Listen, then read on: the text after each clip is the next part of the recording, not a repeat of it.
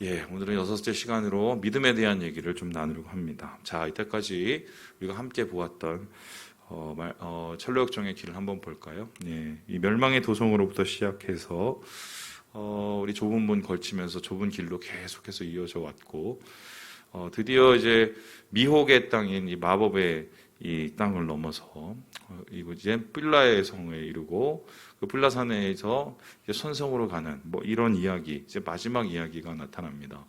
그러니까 이제 전체적인 그림에서 가장 최종적인 모습이 오늘 우리가 보는 9장 10장에 나오는 얘기고요. 이것을 마지막만 조명을 하면 다음과 같은 그림이 되는데요. 인챈티드 그라운드 하니까 저게 이제 미혹의 땅, 그러니까 마법의 땅이 되고, 여기서 이제 크리스찬이 잠시 이제 넘어질 뻔했지요. 그것을 겪고 나서 뷸라의 땅을 도착을 하고, 저쪽에서 이제 평안을 누린 다음에 저기 이제 검게 보이는 저 부분, 이제 죽음의 강을 건너면 저 위에 영원한 도시, 영광의 도시, 천성에 이르는 이 길이 이 마지막 장을 장식하는 이야기입니다.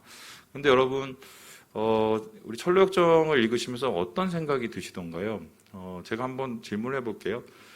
구원받기가 쉽다, 어렵다? 쉽다? 어렵다. 이렇게 따지면 누가 구원을 받을까? 이런 생각이 듣기도 하고.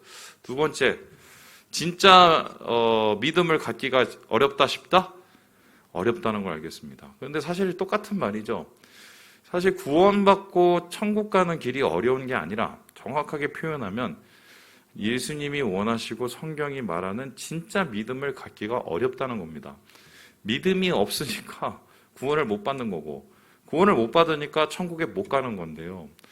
특별히 우리가 마지막에 살펴볼 이 2장에서는요, 이게 아주 그냥 종합 세트처럼 완전히 압축되어 있어요. 어떤 믿음이 진짜 천국에 갈 수 있는 믿음이고, 어떤 믿음이 정말 곤란한 믿음인지를 보게 되는데요. 저는 오늘 여러분과 이 믿음에 대한 주제를 가지고 마지막 2장을 함께 살펴보려고 합니다. 그래서 우리가 9장과 10장에 나오는 이야기 중에 이런 믿음은 좀 곤란하다, 이런 믿음으로는 천국 가기가 힘들다, 되게 믿음 같으나 믿음 같지 않은 그런 믿음에 대한 이야기를 하려고 하는데요. 이 말씀에는 이제 3가지 정도로 구별이 되더라고요. 우리 같이 첫 번째 한번 읽어볼까요? 시작! 자기 기만의 믿음. 우리가 구원의 길, 천국으로 가는 길에 가장 걸림돌이 되는 그 믿음 중에 하나가 자기 기만, 자기를 스스로 속이는 믿음이라고 이 존 번역은 이야기를 하고 있습니다. 우리 함께 잠언서 12장 말씀을 같이 한번 읽어보겠습니다. 시작! 미련한 자는 자기 행위를 바른 줄로 여기나 지혜로운 자는 권고를 듣느니라. 미련한 자와 지혜로운 자에 대한 얘기를 하고, 그 미련한 자는 자기 행위를 스스로 옳게 여긴다. 지혜로운 자는 권면을 받아들인다라고 얘기합니다. 그러니까 그 지혜는 무엇이냐면 하나님을 경외하는 것이다. 하나님을 두려워하고 신뢰하는 것이고, 반대로 미련한 것은 뭐냐면 하나님을 경외하지 않고 하나님을 신뢰하지 않는 것이다 라고 볼 수 있겠습니다. 우리가 함께 보는 이 9장과 10장에는 분명히 그런 미련한 사람이 나옵니다. 그 사람이 누구냐? 바로 무지라는 사람입니다. 이 무지라는 사람이 이 크리스찬 일행과 함께 동행을 하게 되는데, 이런저런 설왕설래를 하다가 잠시 떨어졌다가 이 마지막 선성을 앞에 두고 크리스찬이 무지에게 다시 그의 신앙을 점검하고 제대로 믿도록 얘기를 합니다. 그런데 무지가 이를 받아들이지 않고 자기의 믿음을 변호하고 자기의 믿음이 괜찮다고 그들에게 설득을 하게 되지요. 그렇다면 무지의 믿음은 도대체 무엇이 잘못이었을까 했을 때, 이에 대해서 이제 하정환 목사님이 다음과 같이 평가를 하십니다. 우리 같이 한번 읽어보겠습니다. 시작! 무지라는 이름은 그가 하나님의 말씀인 성경을 모르기 때문에 붙였음을 알 수 있다. 그는 왜 크리스천의 말을 이해할 수 없었던 것일까? 그것은 자기를 평가하는 기준이 바로 자기 자신이기 때문이다. 그는 자신의 죄를 깨닫지 못하여 자기 마음과 생각이 옳다고 여기는 자기 주장과 교만에 빠져버렸다. 그러니까 이 사람은요, 굉장히 믿음 사람하고 비슷합니다. 말씀도 읽고 교회도 다니고 그리고 나름 선을 행하는 굉장히 겉모습은 굉장히 비슷해요. 근데 속이 다른데요. 그 속이 다름을 크리스찬이 눈치를 챘는데 진짜 믿음과 이 무지의 믿음에 문제가 있었음을 알겠어요. 그 차이가 뭐냐면 바로 두려움에 대한 것이었습니다. 그 두려움은 어떤 두려움이냐면요. 첫째로 진짜 믿는 사람은 자기가 정말 죄인이라는 것을 알고 그 죄가 얼마나 어마무시한 결과를, 그러니까 죽음이라는 것을 가져오는지를 깨닫기 때문에 그러한 진짜 두려움을 갖게 됩니다. 그리고 진짜 믿음을 가진 사람들은요, 그래서 내가 하나님 앞에 구원을 받을 사람이 아니라 내가 멸망을 받을 사람이라는 걸 알면서 하나님을 두려워하고 그 구원을 주신 하나님을 어떻게 해요? 경외하고 주님을 사랑하게 되지요.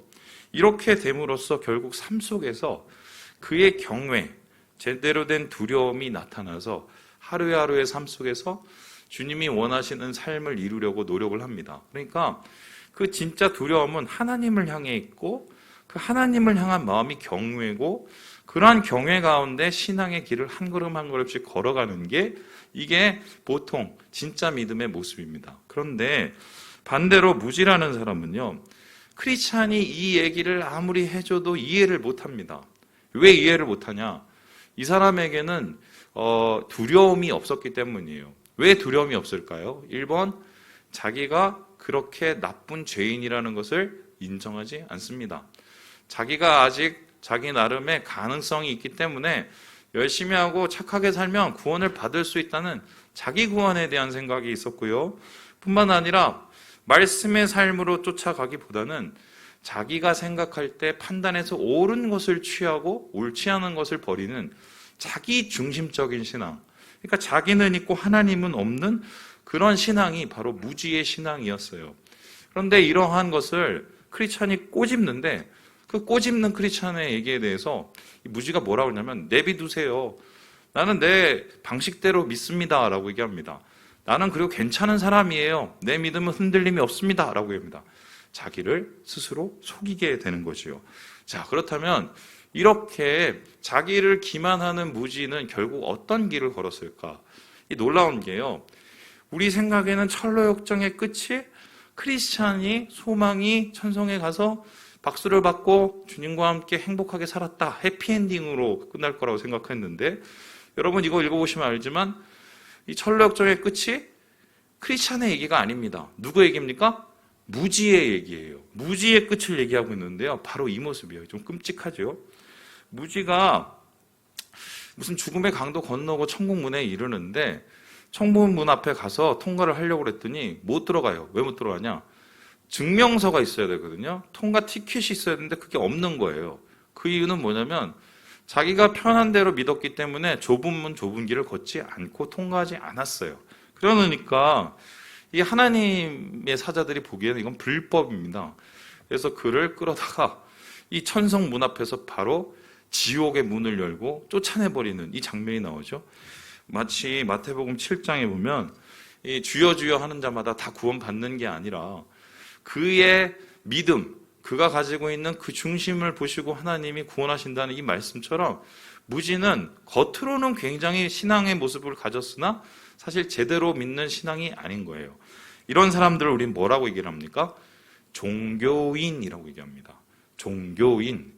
종교인과 신앙인은 되게 비슷하지만 다른 이유가 뭡니까? 그 안에 하나님을 향한 두려움이 없어요. 그래서 이러한 무지의 모습, 제대로 된 믿음이 아니라 짝퉁 믿음은 결국 우리를 혼란스럽게 만들고 미혹하게 만들어서 주님께 나아가는 천국문을 가로막을 수 있다. 천부 존버년이 이 얘기를 우리에게 하고 있어요. 두 번째로 이 뒤에 나오는 이 두 장의 이 곤란한 믿음은 어떤 모습이었을까요? 우리 함께 살펴보도록 하겠습니다. 시작! 일시적인 믿음. 자기를 기만하는 무지는 분명히 문제가 있어서 쫓겨나는 믿음이었고, 두 번째는 무지하고 좀 다르긴 하지만 이건 역시 제대로 열매를 맺지 못하는 믿음이 나옵니다. 바로 일시적인 믿음인데요. 마치 예수님께서 밭의 비유를 해서 얘기하는 돌밭이나 뭐 이런 소위 말해서 가시덤불밭하고 비슷한 거죠. 우리 함께 마태복음 13장 말씀을 읽어볼까요? 시작! 돌밭에 뿌려졌다는 것은 말씀을 듣고 즉시 기쁨으로 받되 그 속에 뿌리가 없어 잠시 견디다가 말씀으로 말미암아 환난이나 박해가 일어날 때에는 곧 넘어지는 자요. 이 사람들이 이제 걸어가다가 필라의 땅을 지나고 있는데 크리스찬이 진짜 믿음에 대한 얘기를 하다가 갑자기 잠시라는 사람에 대한 과거 일을 떠올리게 됩니다. 우리가 읽은 이 책에는 잠시라고 되어 있지만 다른 성경에는 뭐냐면 한때 믿음이라고 그 사람의 이름을 지어놓고 있어요. 그러니까 믿는 듯 했으나 나중에 믿음을 버린 사람을 뜻하는 건데요. 이 잠시의 믿음은 무지하고 어떤 모습이 달랐을까? 이에 대해서 김홍만 교수가 이렇게 얘기를 합니다. 우리 같이 한번 읽어보죠. 시작. 잠시는 무지와 달리 상당한 지식과 제 질책과 같은 체험이 있었으나 결국에는 믿음을 포기하고 죄된 삶으로 돌아가는 자다. 그는 양심은 각성되었으나 마음은 변화되지 않았다. 사람을 두려워하였고 종교를 가지고 있는 것을 부끄럽게 생각했다. 또한 제 질책을 무겁게 생각하고 부담스러워하다가 결국 세상으로 돌아갔다. 그러니까 이것을 어떻게 생각하냐면 이렇게 생각하면 됩니다. 여러분 주위에 체험도 있었고 교회도 다녔고 나름 성경도 알고 신앙생활을 해서 뭐 뜨거움도 있는 듯 했으나 지금은 주변에 사라진 그 분들이 생각이 날 거예요. 바로 그 분들을 샘플로 아마 존 버년이 얘기한 것이 아닌가 싶은데요. 말 그대로 잠시는 잠깐의 믿음입니다. 그러니까요, 이 사람은 이 지옥에 대한 공포가 분명히 있었고요. 자기 죄에 대한 양심의 찔림도 있었습니다. 뿐만 아니라 성경을 읽으면서 뭔가 움직임과 찔림도 분명히 있었던 게 사실이에요. 그러니까 한때 예수님을 따르고 교회를 열심히 다니고 신앙생활을 열심히 해볼까 생각했던 사람이에요. 열심히 있었죠. 그런데 그런 모습이 끝까지 가지 않았습니다. 그 이유가 뭡니까? 환난이 오고 핍박이 오고 여러 가지의 신앙적인 어려움이 오니까 그게 부담된 나머지 포기해버리고 마는 거예요. 마치 이 모래 위에 지은 성처럼 이 풍파가 오고 창수가 왔을 때 어떻게 합니까? 흔들리면 그 가지고 있는 믿음의 성이 몽졸이 완전히 다 무너져 내려버리죠. 바로 이 잠시의 믿음이 다음과 같은 믿음이었는데요. 그런 믿음으로는 절대 하나님 안에서 구원을 받지 못한다라고 얘기를 합니다. 그래서요, 여기서 제일 중요한 단어가 이거예요. 양심은 각성되었으나 뭐가 변하지 않았어요? 마음이 안 변한 거예요. 예수님을 만난다는 건 뭐냐면 잠깐 찔리는 게 되는 게 아니에요. 이게 세계관 공부를 해보면 어떻게 하냐면 예수님을 만난다는 건 충돌이에요. 충돌. 내가 살아왔던 나의 인생과 나의 세계관, 하나님의 말씀과 그 세계관이 충돌을 해서 나의 세계관이 완전히 박살이 나고 나의 삶의 태도가 완전히 박살이 나는 게 이게 구원의 과정이라고 얘기를 합니다. 그러니까 한마디로 주님을 믿게 되면 마음이 변해야 돼요. 잠깐의 눈물로 구원을 받는 게 아닙니다. 내 삶에 대한 전폭적인 완전한 하나님 안에서의 결단이 필요하고요. 주님께로 돌이키려는 회개의 그 중심의 마음이 필요한데요. 지금 이러한 맛은 잠시 보았을지 모르나 이 잠깐의 이 사람은 결국은 포기해버리고 마는, 한마디로 수박 겉만 핥다가 끝나는 신앙이 바로 잠시의 신앙인 것입니다. 그런데 제가 이 잠시 얘기를 딱 듣다가 좀 눈에 띄는 이 이야기가 있어요. 바로 뭐냐면 잠시가 처음에 신앙생활을 하다가 어떻게 세상으로 다시 돌아가는가를 이 존 버년이 굉장히 구체적으로 단계 과정을 썼습니다. 이 정도로 했다는 거는 아마 존 버년 주위에 제대로 된 신앙을 갖다가 포기하신 분들이 많았던 것 같아요. 그런데 그 단계가 굉장히 아주 그냥 디테일한데요. 이렇게 돼요. 제가 한번 읽어볼게요. 우리 같이 한번 읽어볼까요? 1번 시작. 하나님과 죽음, 심판을 잊는다. 맨 처음에 뭐 지옥에 대한 공포도 있고 하나님에 대한 두려움이 있는데 어떻게 다시 옛날로 돌아가고 역행하고 신앙을 포기해버리고 마는가? 하나님을 점점 잊어버려요. 자기가 죽는다는 걸 잊어버려요. 그냥 현재의 삶 속에 파묻혀버리는 거죠. 그리고 나서 두 번째 어떻게 합니까? 우리 같이 한번 읽어보죠. 시작. 개인적 신앙생활을 멀리한다. 그런 두려움이 사라지니까 내가 개인적으로 삶 속에서 하나님을 만나는 기도하고 말씀 읽고 또한 주님이 원하시는 순종의 삶을 사는 걸 점점 더 포기합니다. 그런 개인적인 신앙, 뭐 큐티 뭐 이런 거 포기하게 되고요. 그 다음에 어떻게 합니까? 우리 3번을 같이 읽어보죠. 시작. 믿음의 형제 자매들을 피한다.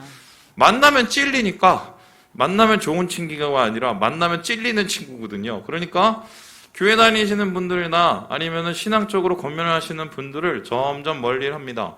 그리고 나서 나중에는 한 발 더 나가게 되는데요. 우리 함께 4번 읽어보죠. 시작. 공적 예배와 모임을 멀리한다. 급기야 예배도 뜨문뜨문 다니기 시작을 해요. 그리고 나서는 어떻게 하느냐? 이제는 그래도 찔리잖아요. 그 찔리는 마음을 없애기 위해서 우리 5번 같이 읽어보죠. 시작. 교회를 떠날 명분을 찾는다. 요게 포인트인데요. 이런 거예요.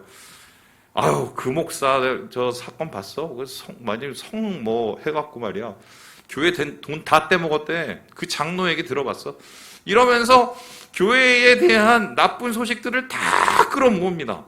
그 끌어모은 게 교회를 사랑하고 교회가 개혁하기 위해서 아픔으로 끌어모은 게 아니라 그걸 통해서 뭘 찾습니까? 내가 교회에 안 나가도 될 그 명분을 찾아내기 시작을 해요. 그리고 나서는 어떻게 하느냐? 우리 6번 같이 읽어보죠. 시작. 세속적인 사람들과 어울립니다. 그래서요, 명분을 찾고 결국은 세상에 한 발자국 듣기 시작하고, 그리고 사람들과 어울리면서 그 다음에 어떻게 됩니까? 7번 같이 읽어보죠. 시작. 대놓고 작은 죄들을 저지른다. 처음부터 큰 죄를 짓는 사람은 없어요. 이제 가서 술 한잔 하기도 시작하고, 또 어디도 가고, 놀고, 이러다 시작하다가 결국 이것이 한 번, 두 번 되고, 10번, 20번 되고, 30번 되면서, 이제 완전히 이제 끝까지 가는데, 우리 같이 한번 마지막 읽어보죠. 시작. 마음이 완악해지고 타락한다. 돌이킬 수 없는 마음이 돼버린 거죠. 이러면서 교회를 완전히 떠나버리게 되는 겁니다. 이러한 이 옛삶으로 돌아가는 8단계, 그 역행의 8단계를 이 존 버년이 여기서 아주 디테일하게 기록한 이유가 뭘까요? 그 사람들을 비난하기 위해서 그랬을까요? 제 생각엔 좀 다른데요. 우리도 이럴 수 있는 거예요. 고린도 교회가 자꾸 이상한 신앙, 이 표면적인 신앙에 막 하고 있으니까 바울이 뭐라고 그러냐면 너희는 좀 제발 고민 좀 하고 살라고 얘기해요. 그게 하나님이 기뻐하는 근심이라고 표현이 되는데요. 그 근심은 뭐냐? 내가 지금 믿는 이 신앙이 제대로 된 신앙인지를 하나님 안에서 비춰보는 거예요. 그런 근심, 그런 고민은 우리의 믿음을 견고케 하고 우리의 믿음을 온전케 합니다. 하지만 반대로 내가 자꾸 노출되기를 꺼려하고 하나님 앞에 나아가기를 꺼려하게 된다면 나도 모르게 어느새 세상에 젖어버려요. 그러면서 자기를 합리화시키고 자기를 뭔가 하나님 안에서 떳떳하게 할 만한 것들을 되찾고 쟤도 그러는데 내가 왜 못 그러냐. 이런 식의 이제 논리에 빠져버리게 되는 거죠. 그러면서 결국은 잠시의 신앙은 완전히 천성 문 앞에 가지도 못하는 신앙이 돼버리고 만다. 이런 신앙으로는 구원받기가 곤란하다고 지금 존 버년이 우리에게 전하고 있는 거죠. 그렇다면은 마지막으로 기만해야 하는 믿음, 일시적인 이 믿음을 제외하고 우리에게 더 좀 가까이 다가오는 정말 곤란한 믿음의 모습이 있는데요. 우리 같이 한번 마지막을 한번 살펴볼까요? 시작. 절망의 믿음. 이게 사실 지금 코로나 겪고 있는 우리에게 가장 피부로 다가오는 얘기가 아닐까. 이게 무슨 소리일까요? 우리 함께 시편 말씀을 같이 한번 읽어보겠습니다. 시작. 내 영혼아 내가 어찌하여 낙심하며 어찌하여 내 속에서 불안해하는가. 너는 하나님께 소망을 두라. 그가 나타나 도우심으로 말미암아 내가 여전히 찬송하리로다. 시편 42편 얘기를 아시나요? 목마른 사슴 그 얘기 나오고요. 사슴이 왜 그렇게 목말라서 애가 타느냐? 주위에 있는 사람들이 다 나를 놀리고 힘들게 하고 그리고 내가 신앙하는 걸 다 반대한다. 그래서 이 속에서 나중에 자꾸 절망의 상황이 계속되니까 내 마음도 병들어 버린 거예요. 그래서 병드니까 더 이상 소망하고 기대하기가 없어지는 거죠. 그러면서 병든 마음을 향해서 회복을 지금 얘기하고 있는데 어떻게 얘기합니까? 내 영혼에 대해서 얘기한 거예요. 내 영혼아, 네가 와 자꾸 네 속 안에서 불안해하는가? 왜 우물한 개구리냐? 눈을 들어라. 하나님께 소망을 두면 그 안에서 내가 하나님의 도우심을 발견하고 찬송할 수 있게 된다. 이 반전과 역전의 말씀이 우리가 읽은 이 시편 42편의 말씀입니다. 이런 일이 누구에게 벌어지냐면요. 크리스찬에게 벌어져요. 이게 좀 충격적인데요. 이 다음 그림을 보시는 것처럼 이 크리스찬이 이 최종적인 이 눈을 앞에 들고 뷸라라는 땅에 도착을 합니다. 이 뷸라라는 땅이 어떤 땅이냐면 완전히 지상 천국이에요. 이 뷸라라는 이 말은요, 이사야서 62장에 나온 말인데 내 땅을 하나님께서 뷸라의 땅이라고 하겠다라고 얘기합니다. 이건 뭐냐면은 주님과 결혼한 신혼방을 뜻해요. 그래서 하나님과 결혼한 그 신혼방처럼 달콤하고 아름다운 이 세상에서 우리가 살아가는 평안을 누리는 주의 임재가 있는 곳입니다. 그러니까 쉽게 설명하면 교회요, 예배의 장소요, 주님의 공동체가 되는 거죠. 이곳 속에서 이 크리스찬과 소망이 그동안의 고생을 잠깐 잊고 거기서 마음껏 쉬고 평안을 누리고 또 먹고 자는 것을 합니다. 그렇게 하고 있을 때 이제 어느 정도 지나가니까 그곳을 지키는 천사들이 이 두 사람을 데리고 저기 데리고 가요. 갔더니 저 앞에 뭐냐면 천성이 보이는 거예요. 그 천성의 영광이 얼마나 컸냐면 이 사람이 압도되어서 완전히 둘이 나가 떨어질 정도였어요. 막 능력 행함을 이제 당하게 되는 거죠. 그런데 이 뷸라의 기쁨, 이 뷸라의 땅을 이제 지나가야 되는 상황이 돼서 이때 천사가 크리스천한테 이런 얘기를 합니다. 우리 함께 같이 읽어보죠. 시작. 이제 두 가지 난관만 극복하면 천성에 이르실 겁니다. 하지만 천성에는 자신의 믿음으로 들어가셔야 합니다. 죽음의 강을 넘지 않으면 천성문에 이룰 수 없습니다. 이 부분에서는 우리가 도와드릴 수 있는 것이 없습니다. 강의 깊이는 이곳의 왕이신 하나님을 향한 믿음의 정도에 따라 깊을 수도 얕을 수도 있기 때문입니다. 아마 그런 것 같아요. 이 존 버년이 이제 감옥에서 신앙생활하고 있을 때 아마 인생 말년에 그래도 하나님 안에서 자족하고 평안한 은혜를 누리면서 뷸라와 같은 평안을 누린 게 아닌가 싶은데 그게 끝이 아니라 결국 우리가 천성에 가기 위한 가장 중요한 한 고비가 남은 거죠. 그게 뭐다? 바로 죽음이라는 거예요. 그래서 뭐 소위 말하는 그 요단강이죠. 요단강이 앞에 있는데 이 천사가 거기를 향해서 얘기하면서 요단강 이거 건너야 천성 갑니다. 근데 요단강 건너는 게 절대 쉽지 않은데 내가 어떻게 도와줄 수 없고 그거는 믿음으로만 당신의 믿음으로만 건너야 됩니다라고 얘기합니다. 그리고 그 깊이도 내가 말을 해줄 수 없는 게 사람에 따라서 그 깊이가 다릅니다라고 얘기합니다. 이게 참 이해가 안 되지만 이런 얘기를 그냥 들었어요. 근데 이게 뭔지 크리스찬이 정확하게 몰랐단 말이죠. 그런데 그리고 나서 이제 강을 건너기 시작합니다. 근데 그 강을 건너는데 이 다음에서 보시는 것처럼 그 강이 그냥 천성은 앞에 있지만 인생을 살다가 자기가 느낀 모든 절망의 쓰레기들이 한꺼번에 그를 괴롭히기 시작을 해요. 그러면서 어떻게 합니까? 막 이 크리스찬이 물속으로 가라앉는데요. 오죽 힘들었으면 그 가라앉는 상황 속에서 크리스찬이 자기의 믿음을 거의 놔버리는 수준까지 가요. 그러면서 옆에 있는 소망을 향해서 뭐라고 얘기하냐면 아이고 이제 내가 여기다 이러다가 죽었구나 라고 얘기를 하고 주님이 나를 버리셨구나 이렇게 얘기를 하고 그리고 나는 이래서 천성에 못 가고 당신만 가게 되는구나 완전히 절망스러운 얘기를 합니다. 그래서 그렇게 천성에 가고 내가 버림을 받을 수밖에 없는 이유를 뭐냐고 물어봤더니 내가 살아온 죄, 내가 살아왔던 이때까지의 모자람이 결국 나를 이렇게 만들었다고 완전히 정죄와 참소에 파묻혀버리고 말아요. 그래서 숨이 꼴딱꼴딱 넘어가고 있는 그때에 함께 갔던 저 옆에 보는 이 소망이라는 사람이 귀의 손을 붙잡습니다. 아니 무슨 소리세요? 잘못 생각하고 있는 거예요. 지금 하나님이 버리신 게 아니라 이건 믿음의 시험이고 이 시험을 통해서 당신이 정말 예수를 믿는다는 걸 증명해야 된다고 얘기를 하고 하나님이 사랑하시니까 이런 것도 허락하신다고 그에게 끊임없는 소망의 언어를 집어넣죠. 그리고 나고 어떻게 됩니까? 그가 마음을 진정하고 다시 천성을 바라보고 말씀에 다시 자기의 마음을 채워나갈 때 어떻게 해요? 다시 그가 그 강을 건널 수 있게 됐다. 이게 이 절망에 대한 이야기예요. 여러분 제가 돌아가시는 분들 이제 봤잖아요. 거의 이런 과정이 꼭 있어요.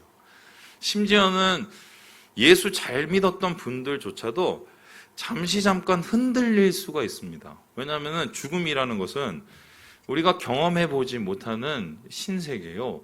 죽음 후에 어떤 것이 있을지는 사실 우리가 말씀으로만 들었지 실제적으로 그것에 대해서 갔다 오신 분의 얘기를 들은 적은 한 번도 없어요.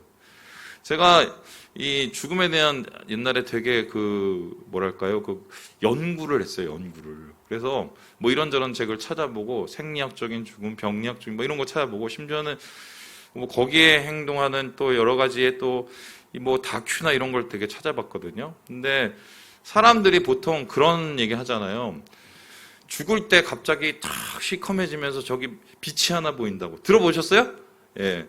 저는 그 얘기가 진짜인 줄 알았어요. 진짜인 줄 알았는데, 어떤 과학자가 그걸 규명하려고 어떻게 하면 사람이 거의 뇌에서 피가 다 쏟아져서, 공급이 하면 어떤 현상이 일어나는지를 살펴보려고 중력계 안에 들어가서 돌아봤는데, 뇌에서 피가 돌지 않으니까 눈이 어두워지면서 그런 똑같은 어둠을 경험한 거예요. 그래서 이 가사 상태가 한마디로 그런 경험이었다라고 판명이 됐어요. 그러니까 이게 모르는 거예요. 두 번째로 어떤 사람들은 뭐냐면은 뭐 갔더니 천국에 갔더니 저기 막 그 천사가 나라에서 날라오고 뭐 또 아파트가 막 50평짜리가 있고 막 이런 얘기를 막 하지 않습니까? 저야 또 그 얘기가 진짜인가 해서 살펴봤는데 신비한 게 외국 사람은 가면은 천사가 외국인이에요. 근데 한국 사람은 천국에 가면 천사가 동양인이에요. 심지어 가 쓰고 나온 사람들도 있어요. 예전에 보면. 그러면 이러한 표현도 사실은 정확한 게 아니에요. 그래서 여러분 뭐 나는 천국에 가봤다 뭐 이런 얘기를 너무 신빙성 있게 듣지는 마세요. 결국 이 천국으로 가는 믿음으로 걸어가는 길은요. 이 천성 가는 이 죽음의 길은 믿음 하나만 갖고 가는 거예요. 내가 주님께서 택하신 사람이고 내 인생을 주님을 위해서 살아왔고 내가 주님과 함께 이 길을 걸어갈 때 하나님이 나를 붙잡아 주신다는 그 믿음 하나로 절망이 나를 누르고 주변에 있는 모든 것들이 나를 막 참수하고 정죄할지라도 주님의 사랑은 결코 끊어지지 아니하려는 그 믿음 하나로 이것을 건너게 되는 거거든요. 그래서 제가 특별히 우리 실버 분들한테 얘기를 하는데 진짜 잘 믿으셔야 돼요. 정말 잘 믿으셔야 돼. 예. 막판에 이때까지 잘 믿으시다가 막판에 못 믿으면 이건 아니잖아요. 근데 뭐 잘 믿었으면 막판에 못 믿으시겠어요? 부정적인 생각을 하지 마세요. 자꾸 막. 그리고 주변에 있는 뭐 아들내미, 딸내미, 뭐 며느리 이런 거 그런 생각하지 마세요. 그냥 하나님 주신 새하늘 새 땅만 생각하고 우리가 이 하루하루를 살아도 우리 바빠. 그래서 주님 안에서 이 죽음의 강을 건너는 이 크리스찬 결국은 소망으로 그것을 이겨내고 이 천성에 도착하게 됩니다. 절망을 이기는 방법이 얼마나 중요한지를 우리가 보게 되는 거죠. 그런데 재밌는 게요. 이 천성에 도착했을 때 천사가 그의 손을 쭉 끌고 이 천상의 도시로 데리고 가거든요.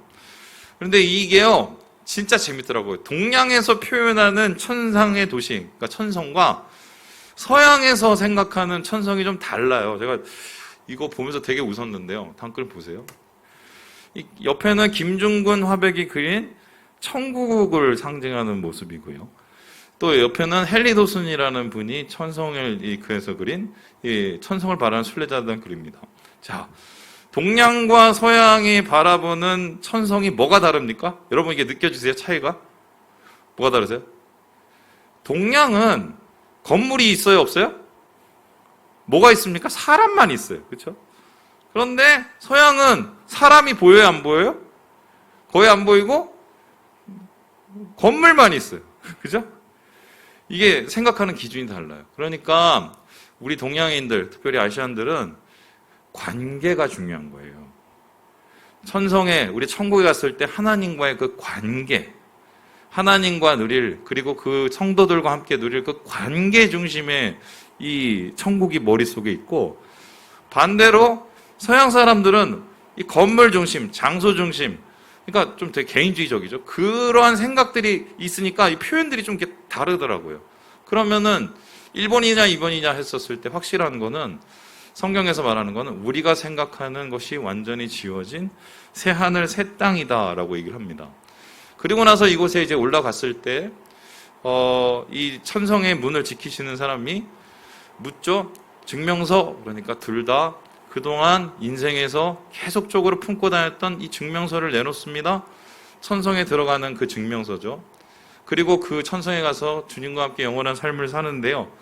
그렇다면은 이 사람들이 내밀었던 그 증명서라는 건 도대체 뭘까요? 많은 사람들이 이 천로역정을 읽으면서 이 부분을 해석을 하기를 뭐라고 해석하냐면요. 바로 하나님을 향한 사랑이다. 하나님을 향한 충성스러운 사랑이다. 우리가 고린도전서 13장에 나옵니다. 믿음, 소망, 사랑 중에 제일 중요한 게 뭐라고요? 사랑이다. 모든 것은 다 변해도 영원까지 변치 않은 게 뭐다? 사랑이다. 그러니까 주님 안에서 우리가 천국에 갈 수 있는 가장 큰 준비는요, 내가 오늘 변치 않고 주님을 사랑하느냐, 사랑하지 않느냐. 내가 변치 않고 하나님을 사랑할 수 있는 이유는 하나님이 변치 않고 나를 사랑한다는 것을 내가 깨닫기 때문에, 확신하기 때문에 주님을 사랑하게 되는 거죠. 그래서 이러한 사랑의 증명표, 사랑의 티켓을 주님 앞에 올려드렸을 때 이들은 들어갔고요. 반면에 이것을 내놓지 못하는 무지는 지옥으로 가버린 거예요. 저는 진짜 이 말씀을 보면서 우리 성도들이 많이 생각이 났어요. 제가 우리 교회에 담임으로 언제까지 있을런가는 모르겠지만 제가 있는 동안은 다 천국에 갔으면 좋겠어요. 아멘? 다 돌아가시라는 소리 아니에요. 정말 주님 안에서 기쁨으로 우리가 하나님 앞에 갈 때 그만한 선물이 있겠어요? 이 세상에서? 뭐 아파트를 10채 갖고 있어서 뭐 이게 해결이 돼요? 아니면 자녀가 뭐 잘 된다고 이게 뭐 해결이 돼요? 주님 안에서 이 사랑을 간직하면서 가는 길이 얼마나 중요한가를 오늘 이 말씀을 통해서 제가 다시 한번 느꼈어요. 그래서 결론은요, 결국 이겁니다. 우리 함께 히브리서 3장 14절 읽고 마무리를 해보도록 하지요. 시작! 우리가 시작할 때에 확신한 것을 끝까지 견고히 잡고 있으면 그리스도와 함께 참여한 자가 되리라. 다시 한번 읽어볼까요? 시작! 우리가 시작할 때에 확신한 것을 끝까지 견고히 잡고 있으면 그리스도와 함께 참여한 자가 되리라. 우리가 잡는 것은 무엇입니까? 하나님의 사랑. 그리고 우리가 견고히 붙잡고 있는 건 뭡니까? 주님을 향한 충성. 이것을 우리가 붙잡고 있을 때 하나님은 이런 자들을 찾으시고 부르시고 붙잡아 주셔서 결국은 그리스도와 함께 참여한 천국을 갈 수 있는 그 기쁨을 주신다. 우리 사랑하는 우리 형제 자매 여러분, 주님과 함께 이 천국의 기쁨에 참여하시고 하나님 안에서의 확실한 믿음을 가지고 주님이 원하시는 정말 행복의 사람들이 되시길 주님의 이름으로 축원합니다. 기도하겠습니다.